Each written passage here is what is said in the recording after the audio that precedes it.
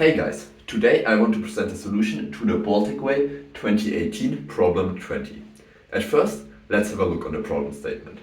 We are asked to find all positive integers a, b and c such that the number a plus b to the power of 4 over c plus b plus c to the power of 4 over a plus c plus a to the power of 4 over b is also a positive integer, and a plus b plus c is a prime number p.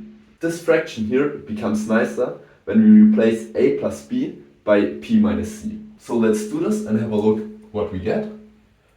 So a plus b to the power of 4 over c is equal to p minus c to the power of 4 all over c. Now if we multiply p minus c to the power of 4 out, we see that each summand then has a factor c in it, except for p to the power of 4. So we can write this as p to the power of 4 over c plus some k, where we know that k is some integer. In the same way, we can write the expression b plus c to the power of 4 over a and the expression c plus a to the power of 4 over b. Therefore, since clearly this term here is positive, it's enough to prove that p to the power of 4 over c plus p to the power of 4 over a plus p to the power of 4 over b is a positive integer. But now here we can factor out p to the power of 4 and get that this is equal to p to the power of 4 times 1 over c plus 1 over a plus 1 over b. And now we want to bring this to a common denominator, and therefore we write this as p to the power of 4 times ab plus bc plus ca, all divided by a times b times c. Now we want that this is an integer, and therefore we know that a times b times c must divide p to the power of 4 times this term here. So I write this down, that a, b, c must divide p to the power of 4 times ab plus bc plus ca. But here we remember that p is nothing but the sum of a plus b plus c, and therefore we know that a, b and c are all less than p. Therefore they can't divide p, and therefore we know that the product a, b, c must divide the second factor here, which is ab plus bc plus ca. Since the right hand side here is positive, we directly get that the left hand side, namely a, b and abc, is less than or equal to the right hand side, so ab plus bc plus ca. Now to make our bounding a bit easier, let's assume that without loss of generality, a is greater than or equal to b is greater than or equal to c. From this we can directly bound this here again and get that this is less than or equal to ab times 3, because bc is less than or equal to ab and ca is less than or equal to ab. If we divide both sides by ab, which is allowed because a and b are both positive integers, we get that c is less than or equal to 3. So now let's have a look what's happening in these three cases for c. So let's start with the first case, that c is equal to 3. Here we get that 3ab divides ab plus bc plus ca, but remember that this was less than or equal than 3ab, and since this is also positive, this can only hold if and only if 3ab is equal to the right hand side here.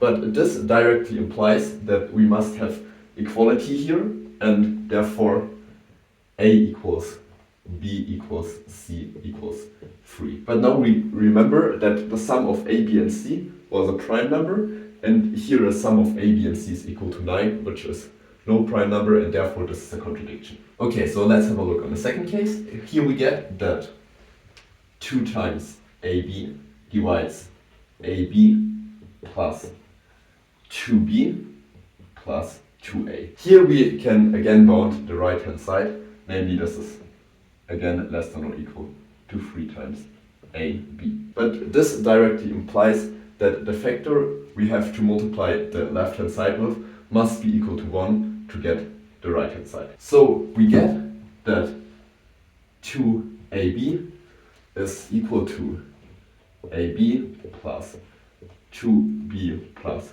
2A, and from this we directly get that AB is equal to 2A plus 2B. Now we can bring all of the stuff to one side and then try to factor it. So from this we get that AB minus 2A minus 2B is equal to 0, and here we can add a plus 4 to both sides, because now we can factor the left hand side, namely this gives us that A minus 2 times B minus 2 is equal to 4. Now clearly the left factor must be at least the right factor, because we assume that A is greater than or equal to B.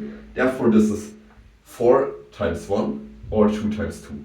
In the case that this is 4 times 1, we get that A is equal to 6 and B is equal to 3.